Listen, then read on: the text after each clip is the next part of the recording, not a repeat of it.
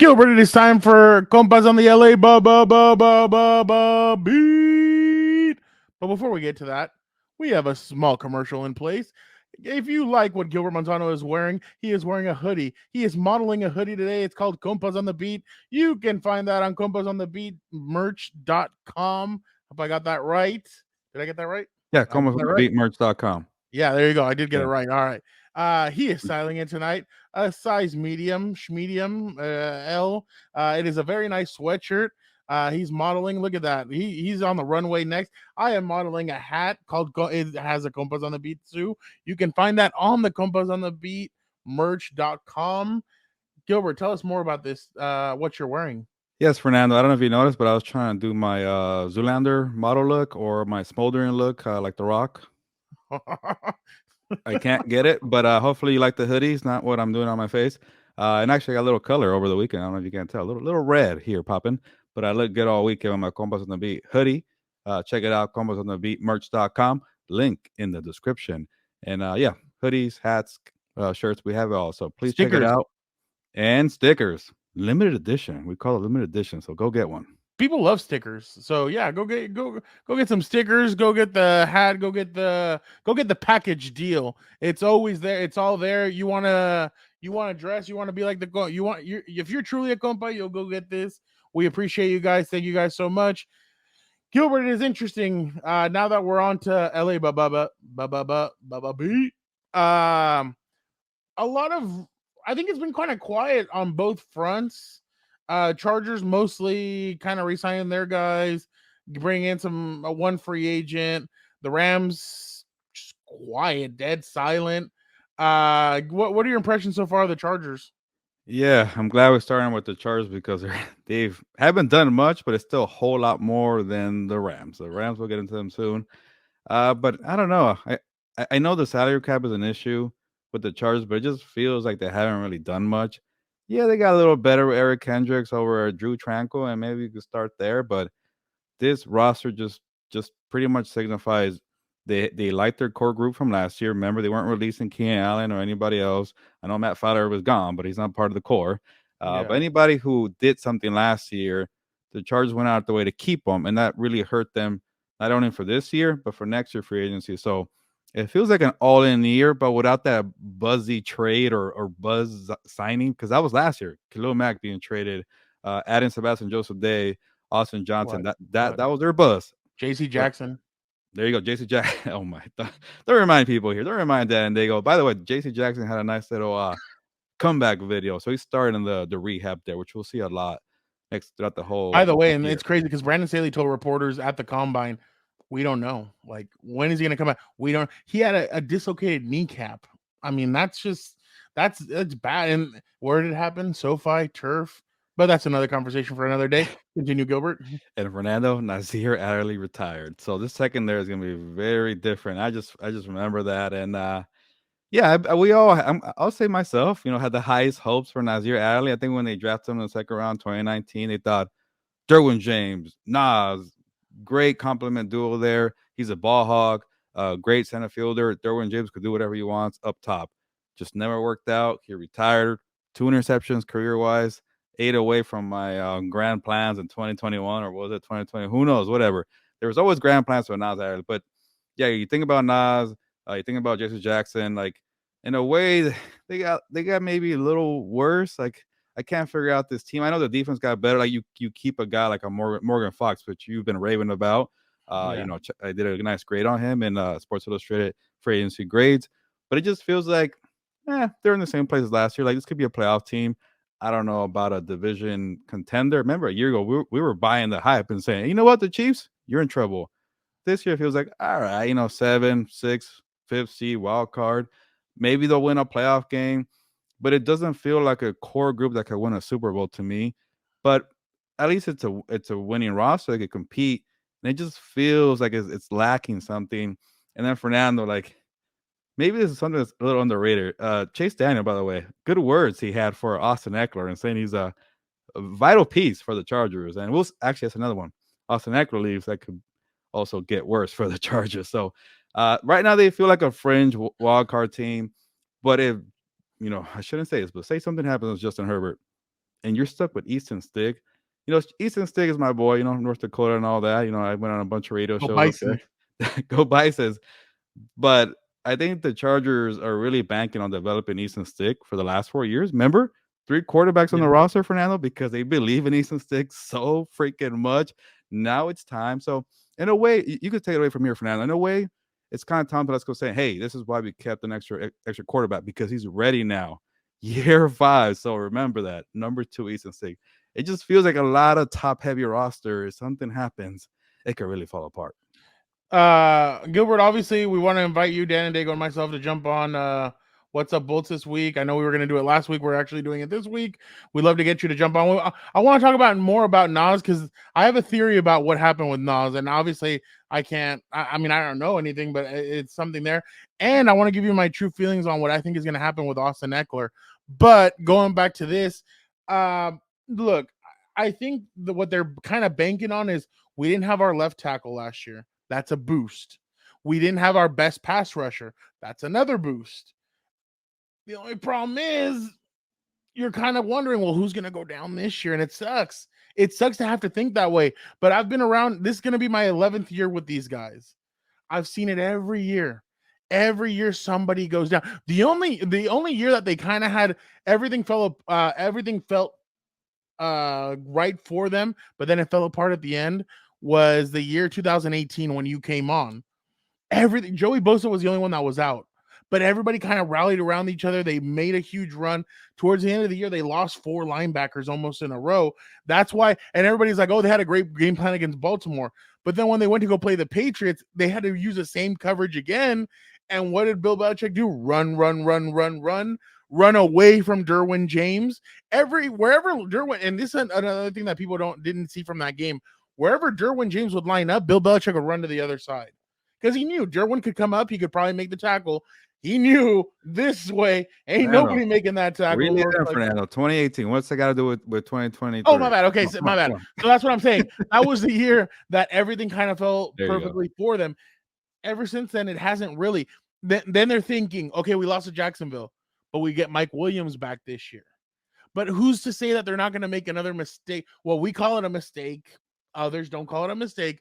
But how do you know that's not going to happen again? So that's the thing. I think they're banking on everybody being healthy. Maybe the injury bug won't hit us this year, is what I think their thing is.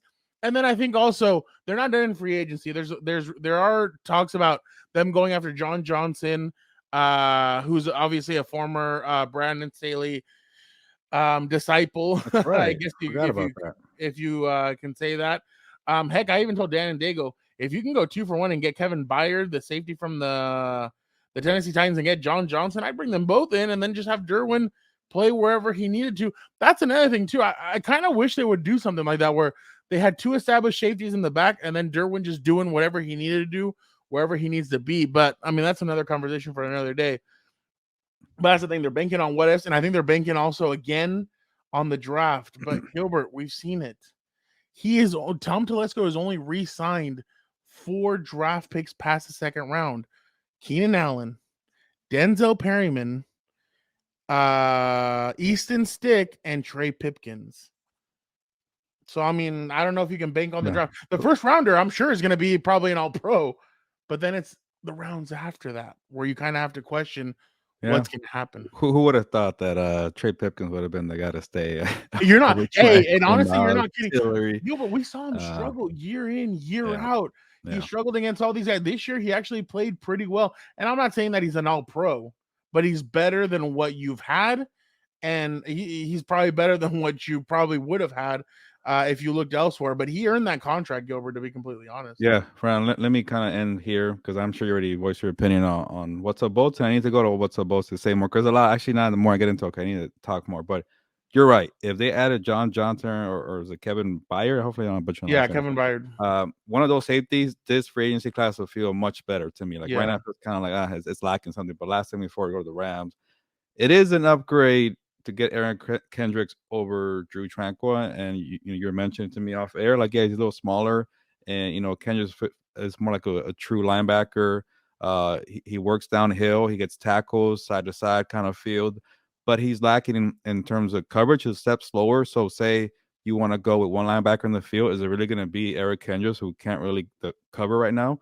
So we'll see what they do there. Maybe Kenneth Murray figures it out, but that hasn't been a strength of Kenneth Murray either. So yeah, I like the upside a little more. I know it's an older player and Eric Yeah. Kendricks, but he's still, I think maybe at this point in his career, does a little more than Drew Tranquil. So in a way, it's an improvement. Other than that, it's lacking. So let's see if the Chargers get John Johnson. And you know how this works out here. We're gonna post the video and then they'll sign somebody. So we'll see. Exactly. And I'm sure that the Chargers are trying to get a Head and Shoulders endorsement. That's why they brought Eric Kendricks in with that hair, try and get that Head and Shoulders for the whole team. But Gilbert, obviously, I'm not used to any of this. I'm not used to radio silence from the other team up in LA. The Rams have been they've been very, very quiet. I thought they're hunting rabbits. Wabbits, no, heck no. They're trying to hunt to find some money somewhere to try and sign guys. But man, they're radio silent, to be honest. Yeah, it's I know one of the last, like I mentioned, the last presser that was at covering the Rams. Last thing try to sell it as a retool, a remodel, not a rebuild. I'm like, right now, you're trying to like maybe pass it as a remodel, but For season ticket like you look holders. deeper, yeah, you look deeper into the ceiling. Like, okay, it's a mold right there, it's a mold over there. You're just trying to sell it off as a quick flip. But they're trying to build for 2024. Let's be real. This 2023 season, who the heck knows, Fernando? Like anybody who was a free agent is pretty much gone, unless your name is Coleman Shelton, because Coleman Shelton can play like 3 offensive line positions, and they needed that. So, other than that, no outside free agents. They're saying Nick Scott go play with the Bengals. Greg Gaines will play with the Buccaneers. So it feels like the Chargers. They're in the same place, the Rams, but they're in 5-12. But they're shedding salary cap, and that's always going to be a big win. But Rams fans, I'll let you take it away after this, Fernando. Just be patient and also don't fall for the false hope. Keep it real. They're not going to Don't do fall that. for the okie doke. Yeah, there you go. But I think at some point you got to be okay with the rebuild. So you strap in this seatbelt, you strap in this seatbelt, you strap on this one because it's gonna be a bumpy ride. So yeah, exactly. But Nick Scott, he was pretty good for them, right? Yeah, like it was a terrible defensive season last year, and next guy he was like a 7th round draft pick, but Wow. he was a versatile guy. Like when I got to the Rams, man, I heard good things about Jordan Fuller, Taylor Rapp. I'm like, these guys aren't very good. Jordan Fuller couldn't really stay Bro, they had to healthy. bring in Eric Weddle to finish off Yeah, the. that kind of. I know Eric Weddle was there for the injuries, but Yeah. there's a reason why Jalen Ramsey kept saying when Eric Weddle shows up, like you could tell it's like we're playing chess out there. Maybe he wasn't the same playmaker and physical, but he knows where to go, tell people where to go. Got the green dot, and these young guys couldn't really do that. Nick Scott played fast without overthinking it, but he wasn't like a real talented player. He was a gritty player, a guy you need on your team. For the Bengals, he's going to be a starter because they gave up on Jesse Bates, Von Bell, because salary cap issues.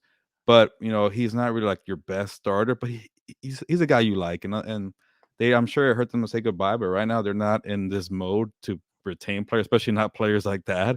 If you're kind of a fringe player, they're gonna move on. So Coleman Shelton just worked his way up to be a very versatile lineman, and I'm sure the contract is not that big. So yeah, they're just in this mode of getting rid of salary cap, and then Fernando, like, they are really banking on this draft to find some future blue chip prospects. If they don't hit in this draft, Fernando, with maybe 2 or 3 guys who are guys, they're going to be in trouble. What do you think Aaron Donald's thinking right now? I know, but I think he's just looking at his bank account like, is it $40 million coming in? All right, we're good. I don't care. That's probably the best way you could do. And you want a ring already? Yeah. But I don't know. What You know else? he's gonna be on that ownership group that buys the Las Vegas, whatever the NBA team's gonna be. Like him and Braun and some other guys gonna get their money together. That's what he's saving up for. I mean, to be honest, he's been out in the community. I think he was there with LAFC when they presented their Oh, yeah, I trophy. saw that. So Yeah. he's been doing some stuff. But man, you got to be thinking if you're Aaron Donald, like, do I really want to put my body through this again? And no Jalen.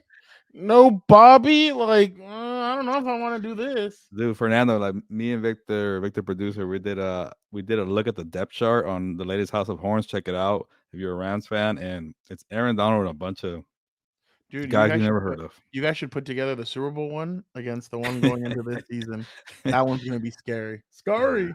Yeah, it's gonna be a lot But of first year players and undrafted free agents. and I'm interested to see what Cooper Kupp in the offense is gonna look like. You probably have no run Pretty game. sneaky decent, maybe.